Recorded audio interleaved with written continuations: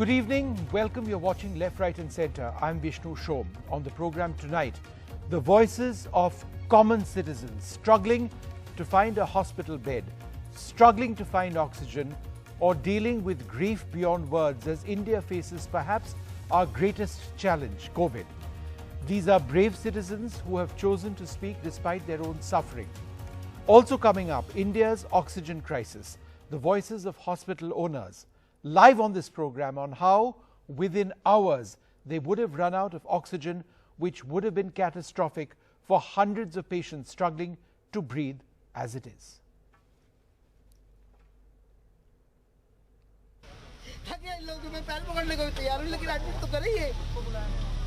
Bad नहीं है वो नीचे लिटा के इलाज करा लूंगा चार हॉस्पिटल तक के खा के उसको मरने का कैसे छोड़ दूं मैं गेट सेट हो अब न्यूज़ मत मारिए इसको एडमिट करा दीजिए sir please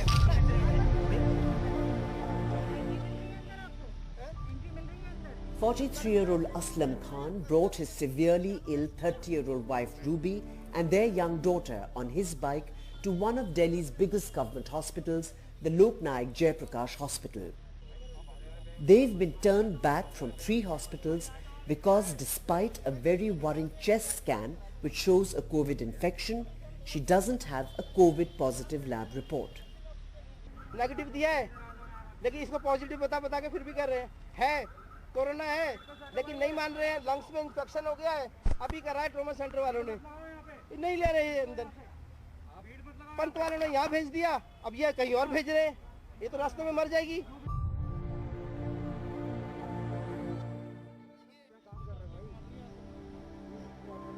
Khan finally managed to get into LNJP, but there are many other patients struggling. As with the new variant, though lab test reports are negative, other reports like blood tests and chest x-rays or CT scans indicate COVID.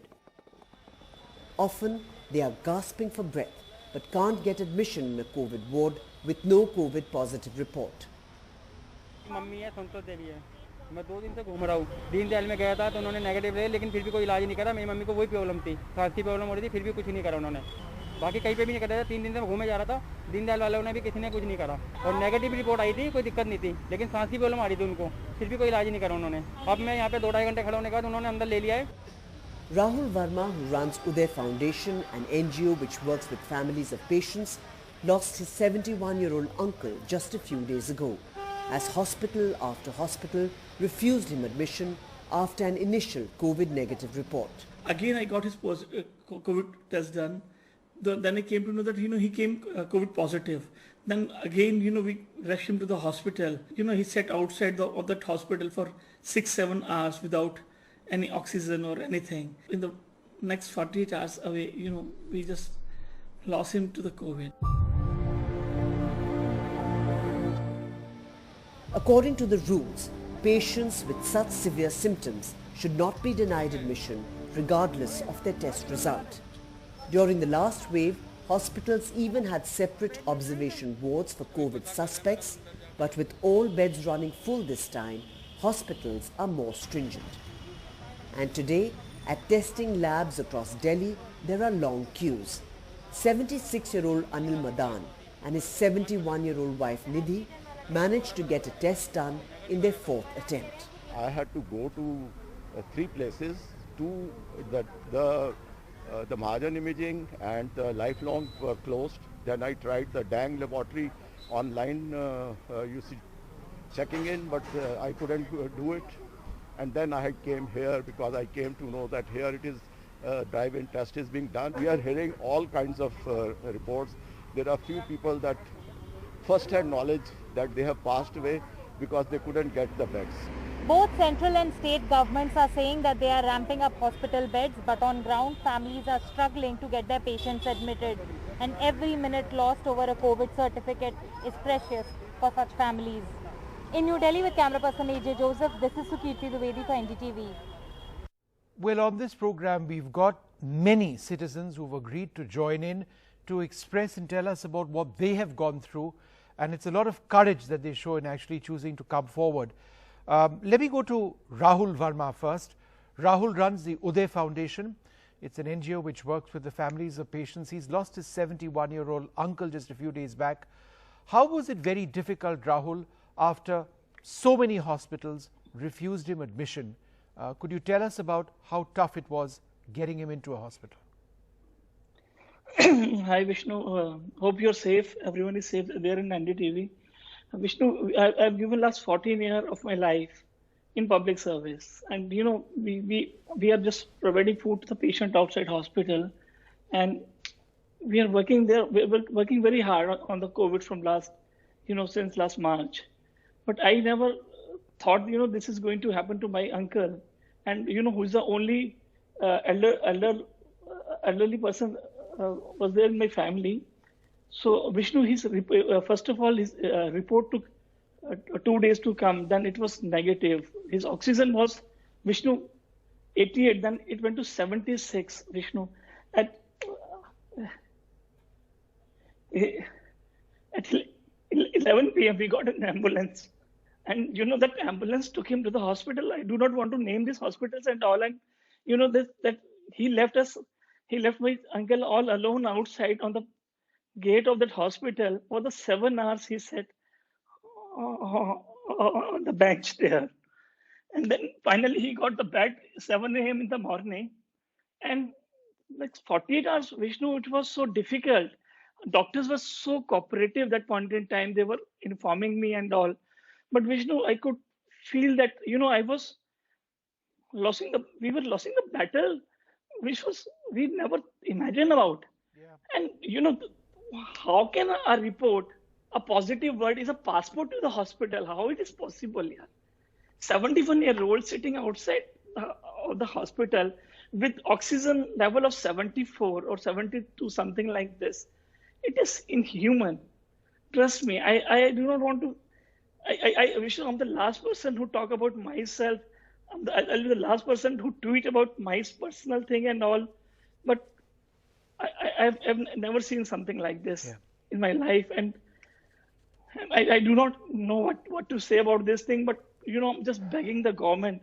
We all know about what is happening, about what is happening to all of us. Your plea for help is completely heard, Rahul, and I mean it's just terrible. We're also joined by Neha Kumar, who's lost her grandfather today and has the courage, like Rahul, to join us. How, at one stage, was it almost impossible for you, Neha, when you had to look for a bed for 14 to 15 hours before you could actually get one, and perhaps by then it was already too late? Yeah, Vishnu, thanks for having me here. The reason why I'm choosing to speak today is because we are a nation in mourning, and it's not just my personal loss, but our collective loss as a nation. And what I'm seeing on ground is that it took me about 4 to 5 hours to find an oxygen cylinder. I called every single helpline number, WhatsApp number that I could find. I tweeted, had posted on Instagram, and people shared whatever they could, but there was no availability of oxygen cylinders. We were parallelly also looking for hospitals, and like you said, it took us about 16, 17 hours to find a hospital bed. And I think at that point in time, having, on one hand, seeing a loved one going, frailing like that with their oxygen dipping, and then on the other hand, you're trying to figure out these logistics. By the end, when he finally got a hospital bed, we felt like we won this battle. And I think we had forgotten that the battle was not to get at the hospital, but with COVID, which we unfortunately lost. And one would think that, okay, once somebody has departed, the ordeal stops. But the unfortunate part is that there is so much more despair even after somebody has passed away. I speak from a place of privilege where I could afford to pay a 12,000 rupee private ambulance to take the person's body to the crematorium and have help from these people in the ambulance, as the hospital did not have an ambulance given the sheer load on them. But what happens about others who are not able to afford that kind of a price. Where do they go to? Should they just leave their loved ones in the hospital, or should they just dump them somewhere? So it's really not just about my own personal experience here, but there are larger questions out there. And even at the crematorium, the unfortunate thing is that even at 10:30 or maybe 11 in the morning, the number on my slip was 89. And you can just imagine the kind of load that the crematorium already had from the previous day, that the morning started with a number that high.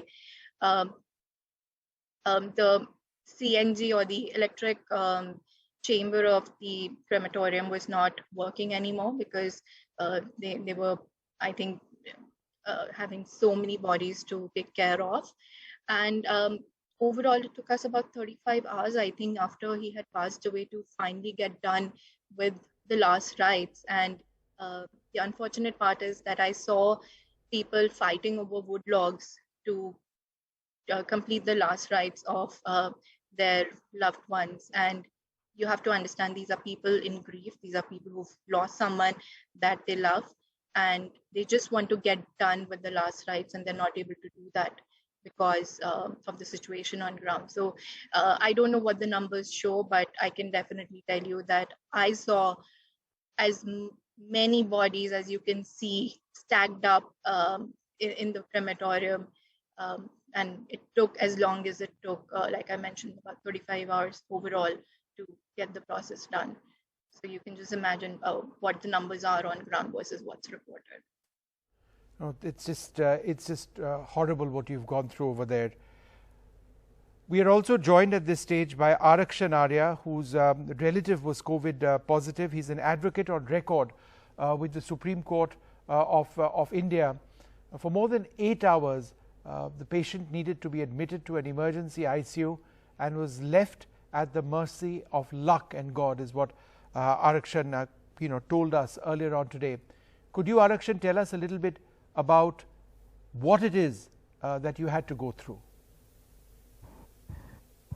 Yes, hi. Could you please be a bit louder? I cannot hear you. Tell us about what you went through. See, a day before yesterday, one of my very close relative who was COVID positive, and later on his report had come negative, but suddenly his situation deteriorated, and he started facing breathing problems. So we immediately had to rush him to the nearest hospital in Sector 62 in Noida, where he was put under emergency observation, and oxygen was being administered to him. But considering his situation, he was advised by the doctors to be moved into an ICU bed, but they said that they do not have any availability of the bed. So you better take your patient from here, because there is only, limited things that we can do medically given his condition. So after that, we started trying and calling all the, hospitals in my network, in my knowledge, whichever numbers which I had at my disposal. But for nearly almost 8 hours, we could not find any hospital where we could find an ICU bed. Later on, as luck would have it, it was my luck or my relative's luck that a patient got discharged, and at 10 p.m. in the night, for those 8 hours, that patient was under no medical, administration. He was just put on an oxygen, where the advice was also that he needs to be moved to an ICU. So that was a horrific experience, that we faced as a family, me as an individual. Yeah. So difficult situation, though I must say that the doctors which were there, they were doing their duty to the best possible limits, because I was, this was my first experience where I actually went into, the infected area and, on ground. And it is absolutely brilliant, the duty that the doctors are doing, amidst all those patients. And even the situation around the place was horrible, because there were patients who were sitting there on the wheelchair, patients on the ambulances, no beds available. So, no, it's absolutely yes, horrific. I mean, I cannot imagine what any of you have actually gone through, and I can't thank you enough for coming and actually expressing. People need to know what's the ground reality. Thank you so much once again. The biggest concern now in the national capital is actually oxygen and its availability in hospitals. It is very much an hour by hour situation. If at a certain time the oxygen doesn't arrive, people will lose their lives. It's not an exaggeration. The Delhi High Court has been looking at it all of today. They've been looking at it yesterday as well. We'll take a look at the story, and then we'll look at the oxygen crisis, and we'll look at it not just from a Delhi perspective, because this has also been happening in other parts of our country.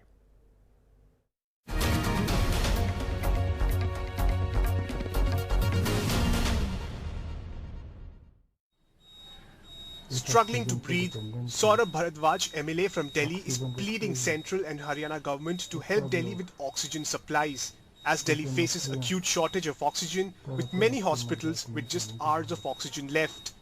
मैं इस hospital में हूँ, यहाँ की oxygen भी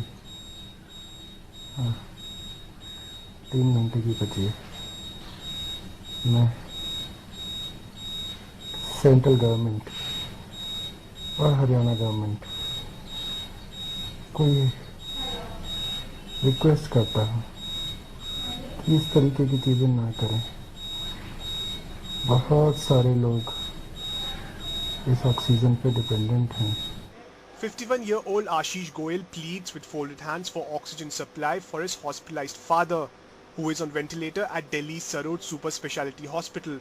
After hospital authorities informed Mr. Goyal that only 15 minutes of oxygen is left at the hospital. हर अब 15 minute की backup आ रहा है कि 15 मिनट में ही ऑक्सीजन खत्म होने वाली है। पूरे लोग सब ऑक्सीजन के लिए बहुत परेशान हैं। हॉस्पिटल भी बहुत कोशिश कर रहा है कि किसी तरीके से ऑक्सीजन आए, और अदरवाइज अगर ऑक्सीजन नहीं मिलती है तो बहुत यहाँ पे पेशेंट्स की जान को खतरा होने वाला है। In a major respite to over 150 COVID patients, Saroj Super Speciality Hospital received a tanker of medical oxygen. However, the situation remains critical in several other hospitals. In a private hospital in Ghaziabad, ambulances, instead of transporting patients, are now transporting oxygen cylinders to be refilled. The situation in Vaishali's Lakshmi Chandra Hospital is extremely critical, with 118 COVID patients and nearly an hour of oxygen left. कोई oxygen supply नहीं है। नहीं, फिलहाल में तो negative हो जा रहा है, तो रिपोर्ट आई कुछ भी है। मैं अस्पताल में किसी मरीज को भर्ती करने की पोजीशन पे नहीं हूँ। ऑक्सीजन आ नहीं रही है। Upset with the present scenario, MD Mukesh Goyal has written a letter to the administration appealing them to take over the hospital. ऐसी कंडीशन के अंदर हमने शासन से भी कहा, शासन कोशिश कर रहा है, लेकिन कोई सफलता मिल नहीं रही है। तो आखिर में मजबूरन होकर हमने कहा कि शासन हमारा हॉस्पिटल टेक ओवर कर ले, जिस तरह से चाहे हमारा पूरा स्टाफ उसको कोऑपरेट करेगा। कम से कम हम अपना जो टाइम है वो मरीजों के इलाज के लिए लगा सकते हैं। Shanti Mukund Hospital, another hospital in East Delhi, has started discharging patients who are not on oxygen support due to the lack of oxygen. The hospital alleges that the firm responsible for providing oxygen has stopped responding to our calls. हमारे पास कम से कम 110 patient admitted है, इसमें से around 12 ventilator पे हैं और 85 more than 5 litre oxygen है, और सारे के सारे सिक पेशेंट्स हैं, और जो हमारे कुछ पेशेंट जो डिस्चार्ज हो सकते हैं उनको डिस्चार्ज करने को बोल दिया। Meanwhile, the Delhi High Court gave stringent direction to the central government for smooth supply of oxygen to the hospitals, a special corridor for oxygen transportation, adequate security for the tankers. If anyone stops, obstructs the movement of oxygen, criminal action will be taken against them. Earlier, the central government had claimed that to meet the exponential rise in demand, it has increased quota of oxygen for 7 states. The COVID-19 situation in the country has deteriorated so much right now that despite the efforts from the central as well as the state government, several hospitals, especially in Delhi NCR, are reporting shortage in oxygen for COVID-19 patients that are admitted in these hospitals. And the lives of hundreds of COVID patients are dependent on these kind of oxygen cylinders, and these cylinders are somehow managing to keep them alive. With camera person Sushil Rathi and correspondent Saurav Shukla and Ravi Ranjan Shukla, I'm Akshay Dongre for NDTV. That's now Brigadier Manohar Khajuria. He is the director of Saroj Hospital. Brigadier Khajuria, how close was it for you today? It was frightening. We had such a crisis today, and not only today, it has been happening for last 3 days. We have been having such a frightening time that one was getting goosebumps. Last two days also, we had a very, very close shave. When the vehicle, that is the tanker, arrived, we had just 15 minutes of oxygen left. And today it was even lesser. When we got the tanker, we had just about five minutes of gas, that is oxygen left. So I was really going through a very, very tough time as to what will happen after 5 minutes in case the tanker doesn't come. Or if there is a slight amount of delay in the tanker, maybe on the roadside there is a red traffic light which stops it, or anything can go wrong. So it was really by the skin of the teeth that we got saved today. It was really bad. Have this problem tomorrow as well? I suppose government is taking certain actions. They have told us. I only hope that it doesn't happen, because we cannot take this kind of stress every day.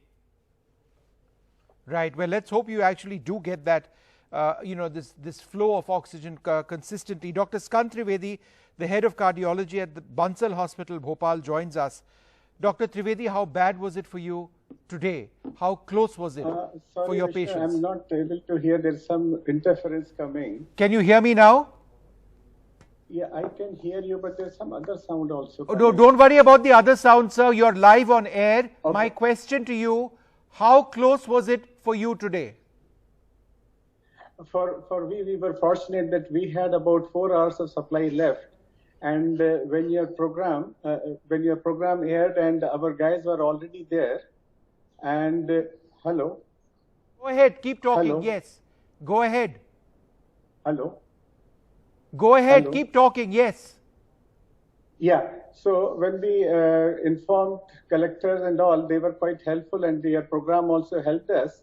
And before we could end our last 2 hours, we got a supply for few hours, and then they have assured us that in the midnight at around 1 or 2 o'clock, they will give us some more supply. But this irregularity in oxygen supply has become a difficult task for all of us. You know, every day we have to fight from morning till evening, and we are not sure how much of oxygen at the end of the day we will get. And the situation is becoming bad to worse, that now the problem is that the relatives and patient families are asking us, why are you not giving us the bed? And I'm quite afraid that this is going to lead to civil unrest, and therefore government should do something about it. I know government is also handicapped. They also don't know how much of oxygen can come. These are unprecedented times. Some of us thought of this in the past, some of us never thought of this, and that's the problem what we are facing today. So we are not at all prepared, and my worry, Vishnu, is one, that in coming 2 weeks, those patients who have got cured of COVID are going to visit us back again with respiratory illnesses, and our oxygen requirement are going to go exponentially. So right now, I think all of us are factoring in only the COVID, and that also we are not able to address. Just think about the post-COVID, those who have survived, the situation sounds pretty bad. Now, another thing which I want to say is that through your channel is that many of our patients, when they're on high flow oxygen or on oxygen, they want to talk to their relatives on mobile phone. Now, through your channel, I want to appeal to all of them that please don't do it. Not only you waste a lot of oxygen, but you are creating a big fire hazard. We have seen some of the hospitals suffer, but it is so difficult for patients. I can understand, but if you through your channel can re-emphasize that relatives should not do it. And lastly, I want to make one more point towards oxygen supply is that I have not seen it being done. The police department should take control of all the COVID centers. They should have their plan ready with them. Right. They should teach all the staff, because some of the hospitals do not have training. Many of the COVID hospitals have just propped up. No, so I take that point, and that's certainly something we would, get around to discussing more. But I'd like to thank you both very much for joining us. And it's frightening that in a situation like this, you are down to a few hours of oxygen, and as leaders in your hospitals, as directors in your hospitals, you don't know what's going to happen next. It couldn't be worse as India goes through perhaps our biggest challenge. We're going to take a short break. There's more coming up.